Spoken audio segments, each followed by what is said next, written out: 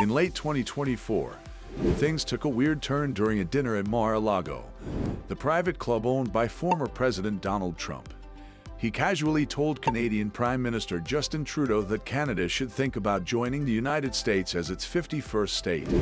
According to Trump, Canadians would have it made with lower taxes and improved health care if they became part of the U.S.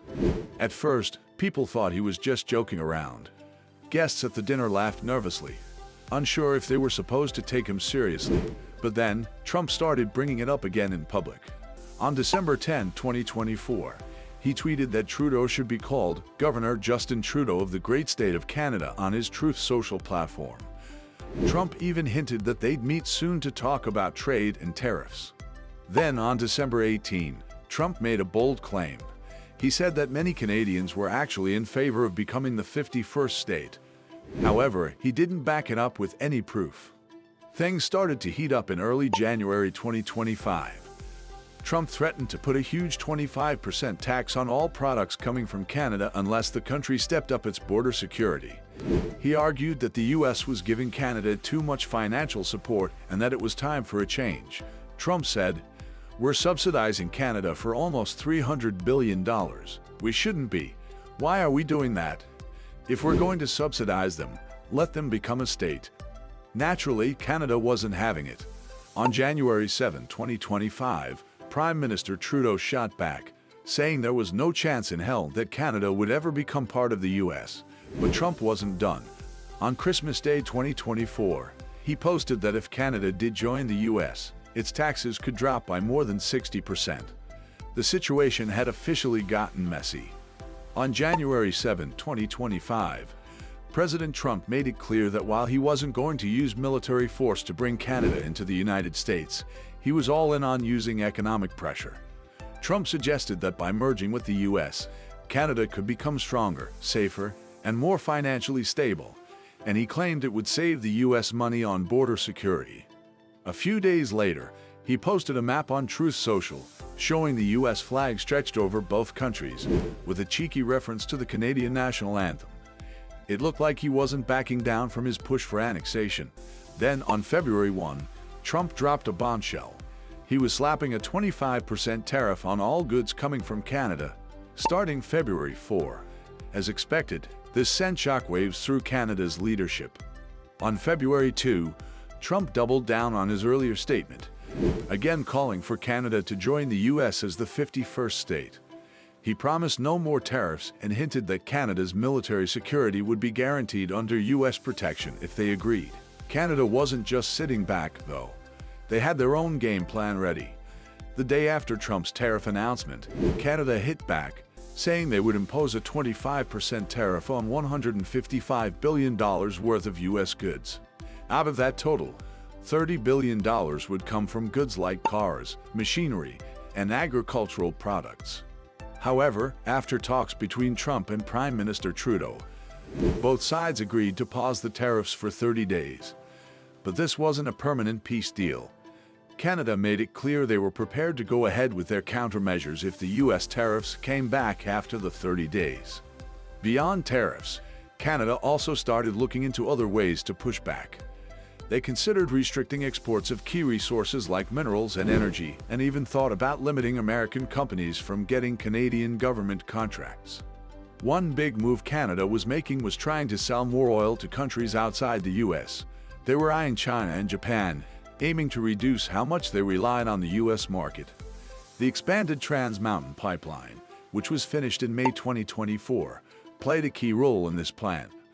The new pipeline could carry nearly 3 times as much oil, allowing Canada to get its oil to Asia more easily. In February 2025, Alberta's Environment Minister, Rebecca Schultz, traveled to Japan to discuss selling more liquefied natural gas, LNG, to the country. The talks with Japanese officials and energy companies highlighted how Canada could provide LNG faster and with fewer risks compared to other suppliers. Thanks to the expanded pipeline, Canada was in a better position than ever to tap into the growing energy needs in Asia. Canada is known for its huge natural wealth, especially when it comes to energy resources. Let's take a look at some of the country's biggest assets and why they matter. not just for Canada but for the world. In 2023, Canada was the fourth largest oil producer globally, pumping out about 4.6 million barrels of oil each day. But the real kicker, Canada exports a huge chunk of that, around 3.9 million barrels per day. That's about 81% of its total oil production. And where does most of that oil go? The United States. About 97% of Canadian oil exports are sent south, making the US and Canada closely tied in terms of energy. This strong relationship is good for both countries, ensuring that the US has a steady and reliable source of oil. Most of Canada's oil comes from Alberta's oil sands, which account for over 87% of the crude oil exported to the US.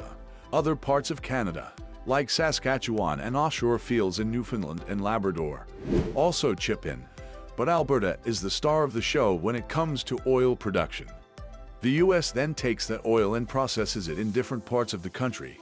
The Midwest, for example, gets the largest chunk, receiving about 61.8% of Canadian oil exports.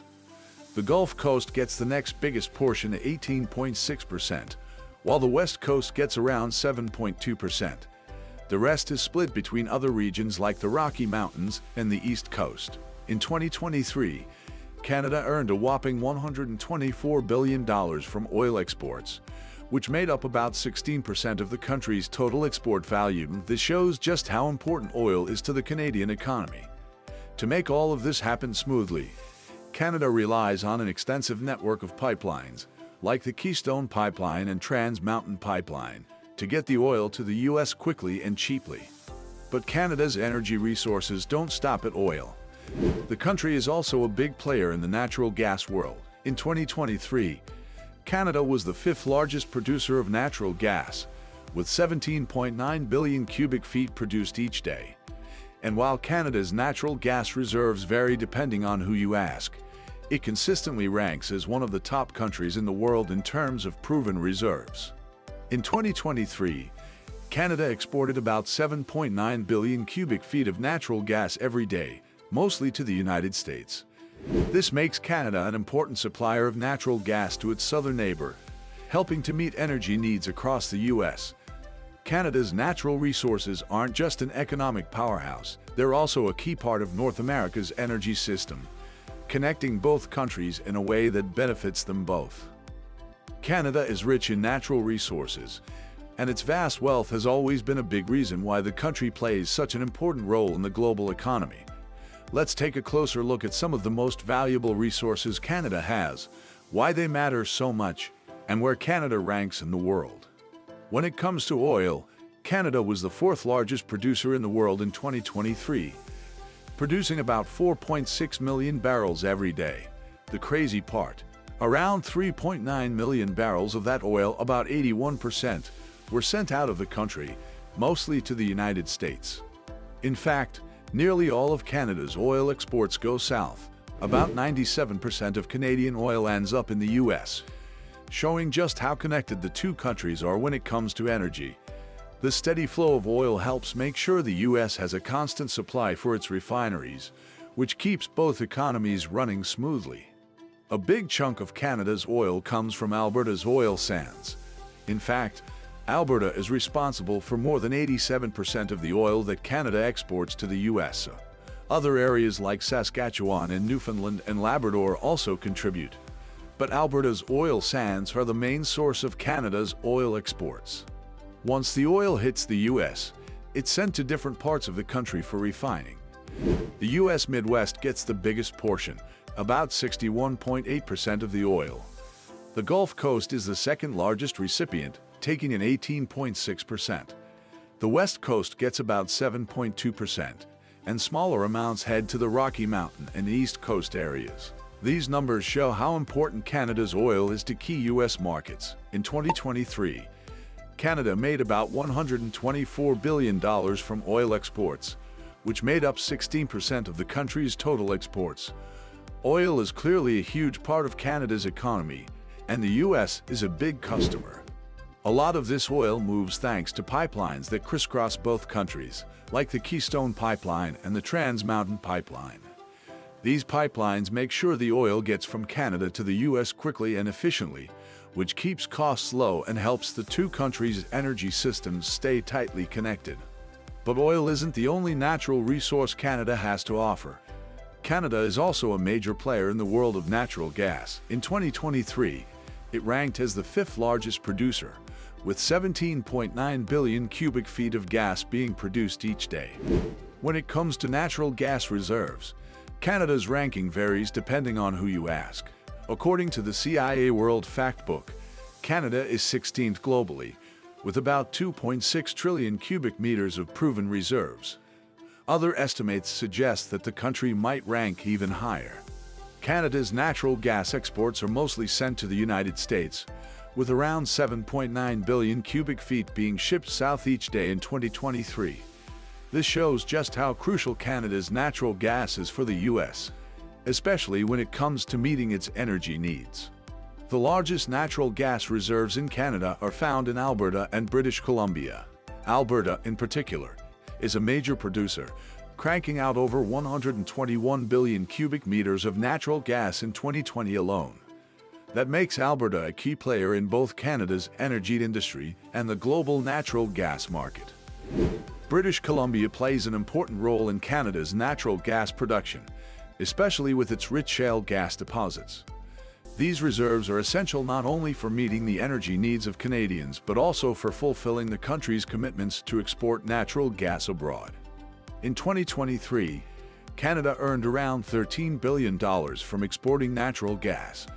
This shows just how important natural gas is to Canada's economy and its trade relationships.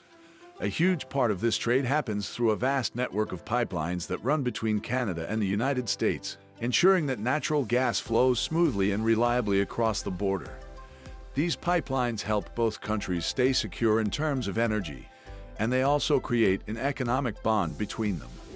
But Canada's natural resources don't stop at gas. The country is also a big player in the global nickel market, ranking as the sixth largest producer worldwide. In 2023, Canada produced about 158,668 tons of nickel, making up 4.5% of the world's total. Ontario is the leading province for nickel production, contributing 39% of the country's total output.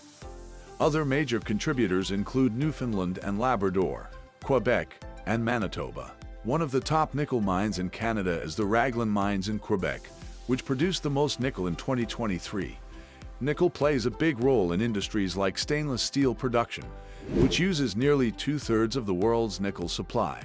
The metal is also crucial in making batteries for electric cars, which is becoming more important as the world shifts toward greener, more sustainable technologies. In 2023, around 16% of global nickel consumption was driven by the growing demand for lithium-ion batteries. In addition to nickel, Canada is a top producer of aluminum, ranking fourth in the world. In 2022, Canada produced about 3 million metric tons of aluminum, which was about 4.4% of the global total. Aluminum exports from Canada were worth $14.2 billion in 2022, with the United States being the biggest customer, purchasing about $13 billion worth of aluminum. Canada's aluminum industry has been growing steadily, with the revenue expected to reach $16.5 billion by 2024.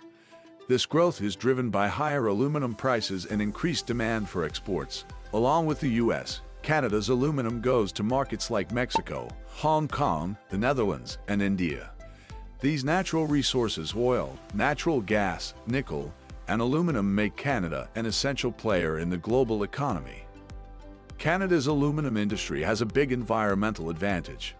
While many other countries rely on coal or gas to power their aluminum production, Canada uses mostly renewable energy, especially hydroelectric power. This helps keep Canada's aluminum production greener, with less pollution. When it comes to zinc, Canada plays a key role in the global market, ranking 11th in the world in 2022. That year, the country produced about 250,000 metric tons of zinc, though this was a bit less than the 310,000 tons produced in 2021.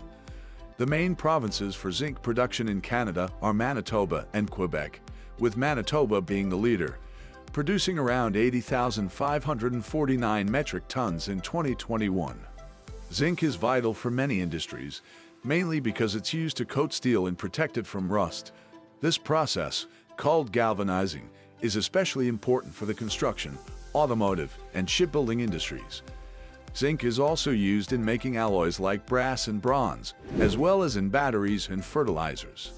In 2023, Canada exported about $1.25 billion worth of zinc. The largest buyers of Canadian zinc include South Korea, Switzerland, Australia, and the United States. South Korea was the biggest customer, importing over $113 million worth of zinc ore in 2022. Canada is also a top gold producer, coming in fifth globally. In 2022, it mined around 205.8 tons of gold, which accounted for about 5% of the world's gold production. The provinces that lead in gold production are Ontario, Quebec, and British Columbia. In 2022, Canada's gold exports were worth $14.7 billion, making the country the seventh largest exporter of gold worldwide. The United Kingdom is the top buyer of Canadian gold, importing over $7.5 billion worth, followed by Switzerland, the United States, Hong Kong, and Singapore. Gold is used for both investment and industrial purposes, with many buyers using it for jewelry, electronics, and even in some medical applications. Canada is also a major player in uranium production, which is used for nuclear power generation. Most of Canada's uranium comes from the Athabasca Basin in northern Saskatchewan, which has some of the richest uranium deposits in the world. In 2022, Canada produced 7,351 tons of uranium, which made up about 15% of global production, placing the country second in the world. This was a jump from 4,693 tons in 2021, showing that production has picked up again. Most of the uranium Canada produces is exported, helping meet the growing demand for nuclear power around the world. In 2022, Canada exported about 11,988 tons of natural uranium and its compounds, which were worth around $1.38 billion. Most of this uranium went to countries like the United Kingdom, the Netherlands, Germany, and the United States. Some of the biggest players in Canada's uranium industry are Cameco Corporation and Orano Canada Inc., two of the top suppliers in the world. These companies, along with their partners, run some of the biggest mining and milling operations in northern Saskatchewan. Canada has big plans for the future when it comes to uranium production. The country hopes to double its uranium output by 2035 to keep up with the growing global demand for nuclear energy, which is seen as a cleaner energy option for the planet. When it comes to renewable energy, Canada is a global leader in hydroelectric power. In 2022, Canada was the third largest producer of hydroelectricity worldwide, generating around 393,789 gigawatt-hours. Hydropower makes up a huge chunk of Canada's energy production. 61.7% of the country's electricity comes from hydroelectric plants. Provinces like Quebec, British Columbia, and Newfoundland and Labrador are the big players in hydroelectric power, making use of the country's abundant water resources. Other provinces like Manitoba and Ontario also contribute a fair share to the total energy supply. Canada doesn't just use this hydroelectric power for itself. A lot of it gets exported to the United States. In 2022, Canada sent over 50 terawatt-hours of electricity to the U.S., earning a record $5.8 billion Canadian dollars.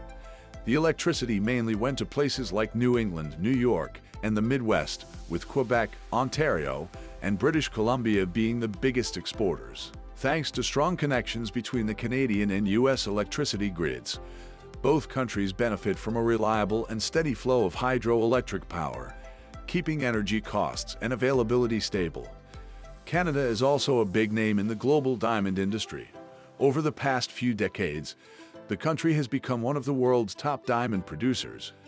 Most of Canada's diamond mining happens in the Northwest Territories, home to mines like Ekati, Diavik, and Gahcho-Q.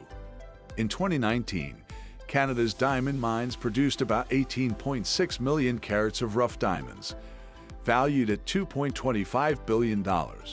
This put Canada in third place globally, both in terms of the amount of diamonds produced and their value. By 2023, Canada's diamond production had dropped slightly to 16.2 million carats, but the country remains a major player in the diamond market.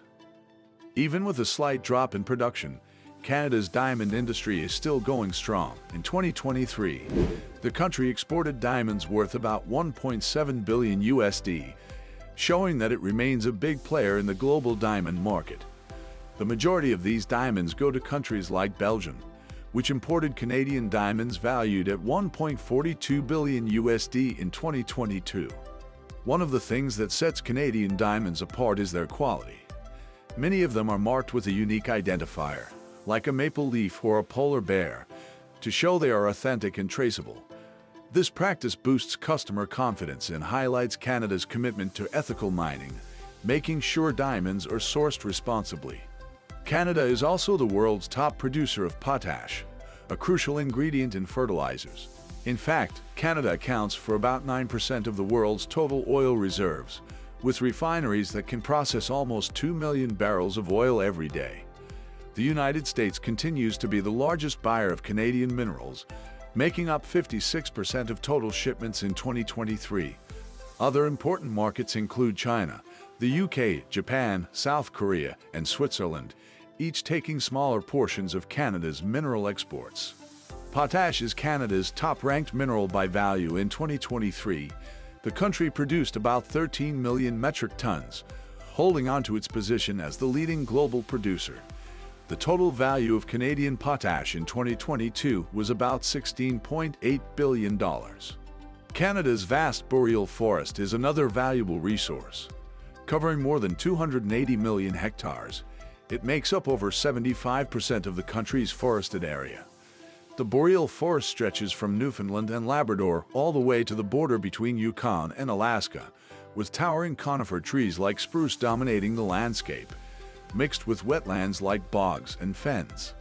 This enormous forest area is a major contributor to Canada's economy. In 2022, the forest industry added $33.4 billion to the country's GDP, accounting for 1.2% of the total. Canada is also one of the biggest exporters of wood products, with forest product exports reaching $40 billion in 2022.